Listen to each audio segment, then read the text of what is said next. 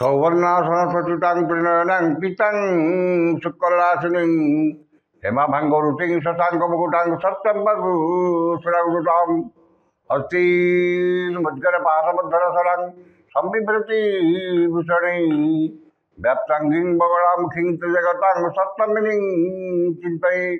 जगज्जननी माँ बगलामुखी आदि दिनर इष्टदेवता मंगल देवता लक्ष्मीनारायण जगन्नाथ बलभद्र सुभद्रा सुदर्शन जी चतुर्थामूर्ति देवता इष्टदेवी माँ जगज्जननी खंडुआड़ी जो मैंने आज आष्ट संवादर दैनिक राशिफल कार्यक्रमटी देखुंट शुणुंट से आज दिनटी सुख समृद्धि मानसिक पारिवारिक शांति उत्तम स्वास्थ्य और संपदर दिन हो यह जगन्नाथ पाखे कामना करी आरंभ करुचु आज आमर दैनिक राशिफल कार्यक्रम। जय जगन्नाथ। आज फेब्रुआरी मास 11 तारिख 2025 मसीहा मकर 29 दिन माघ मास शुक्लपक्ष चतुर्दशी मंगलवार चतुर्दशी तिथि संध्या 6:56 पर्यंत रहा पूर्णिमा तिथि भोग हो। आज राशि क्षेत्र पुष्या कर्कट पुष्या नक्षत्र संध्या 6:33 पर्यंत रहा अश्लेषा नक्षत्र भोग हो। चंद्र कर्कट राशि अहोरात्र 60 दंड अवस्थान करेंगे। चतुर्दशी तिथि जो बीरी द्रव्य खाइबा मना खाइले क्षीर रोगी ये रही आज पंजिका बर्तमान जाणीना केमिति कटिब।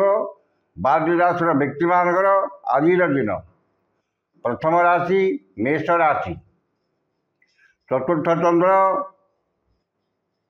और शनि नक्षत्र भोग हो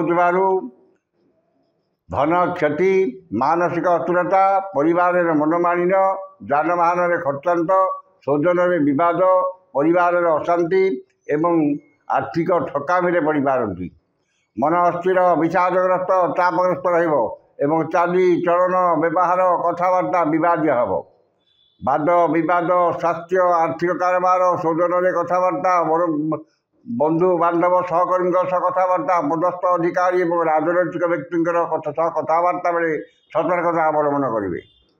वाणिज्य व्यवसाय क्षति एवं परिवहन व्यवसाय विपर्यय सामना करेंगे। कर्म विफलता और सहकर्मी उपहासर पात्र हे। जो मानकर द्विजामेश से सतर्कता अवलम्बन करेंगे। शुभ रंग लाल संख्या 3 आराधना माँ बगलामुखी। वृष राशि तृतीय चंद्र और शनि नक्षत्र भोग हो मन में उत्साह उद्दीपना परिवार सुख शांति सौजन सुसंपर्क एवं भाई भौन प्रति स्नेह श्रद्धा आंतरिकता अधिक मन में उन्नत चिंताधारा उच्चाभिलाष एवं मनोबल सुदृढ़ हो। सुखबर सुसंवाद मिले और समस्त कर्म सुचिंतित पदक्षेप ने। वाणिज्य व्यवसाय परिवहन में आय अति उत्तम हे। कर्म सफलता और समस्त कर्म आपणकर कर्मकुशलता कार्यदक्षता समयानुवर्तिता प्रकाश पाइब। जो मानकर कृतिका और मृगशिरा वृक्ष से उपकृत हे। शुभ रंग सिल्वर संख्या 4 आराधना माँ कमला। मिथुन राशि द्वितीय चंद्र और शनि नक्षत्र भोग हो धन संपद प्राचुर्य प्रतिपत्ति वृद्धि पाइब एवं विशेष सूत्र धन प्राप्त हो। अन्य को देथिबा धन हृत धन बकेया धन प्राप्त हो। धनपति मन में अहेतुक दुर्बलता प्रकाश पाइब एवं धन और आय जिते अधिक मिले मन में आत्मसंतोष और आत्मतृप्ति मिलना। वाणिज्य व्यवसाय परिवहन में आय अति उत्तम हो। आयर किसी अंश संचय विनियोग करेंगे। कर्म सफलता मिले किसी समस्या देखा। जो मानकर मृगशिरा और पुनर्वसु मिथुन से उपकृत हे। शुभ रंग मेरून संख्या 8 आराधना माँ छिन्नमस्ता।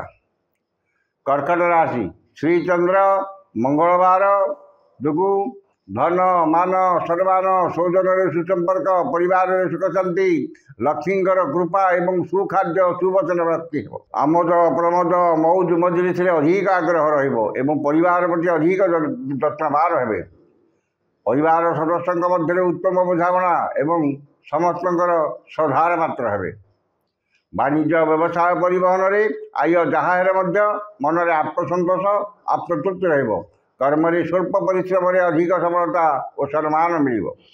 ଯେଉଁମାନଙ୍କର ପୁନର୍ବସୁ ଓ ଅଶ୍ଳେଷା କର୍କଟ ସେମାନେ ଉପକୃତ ହେବେ। शुभ रंग धरा संख्या 1 आराधना भगवान शिव।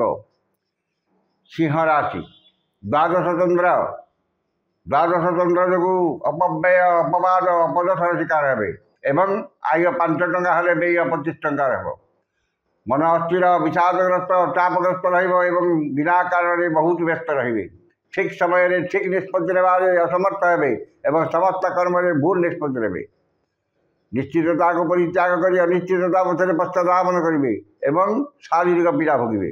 वाणिज्य व्यवसाय परिवहन में आय ठार व्यय अधिक हो कर्म विफलता और बाधा विघ्न लगी जो मानकर पूर्व फाल्गुनी सिंह से सतर्कता अवलंबन करेंगे। शुभ रंग गोलापी संख्या 3 आराधना प्रभु श्री जगन्नाथ। कन्या राशि एकादश चंद्र एवं शनिकर क्षेत्र भोग हो असंभव को संभव कर समर्थ हे समस्त आशा आकांक्षा अभिलाषपूर्ण एवं समस्त इप्सित पदार्थ हाथ पांतर उपलब्ध हो। नूतन कर्मारंभ विद्यारंभ विदेश यात्रार सुजोग जुटिब एवं उन्नतिमूलक कर्म ध्यान अधिक रहिब। वाणिज्य व्यवसाय परिवहन में आय अति उत्तम हो एवं नूतन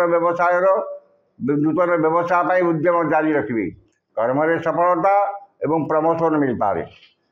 जो मानकर उत्तरा फाल्गुनी और चित्रा कन्या से उपकृत हे। शुभ रंग सबुज संख्या 4 आराधना भगवान विष्णु।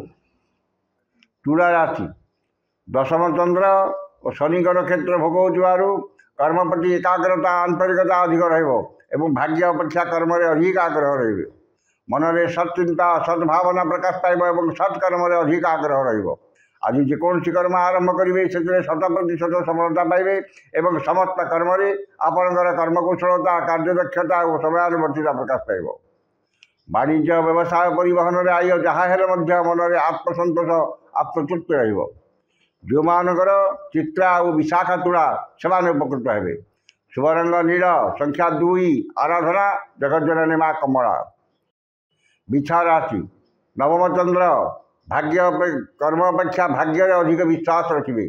गुरुजन कृपा क्षमताशाली व्यक्ति सहायता और राजनैतिक व्यक्ति आक्रोश राजनैतिक व्यक्ति शुभ दृष्टि रही मन में उन्नत चिंताधारा उच्चाभिलाष प्रकाश पाइब और उन्नतिमूलक कर्म ध्यान अधिक रहिब।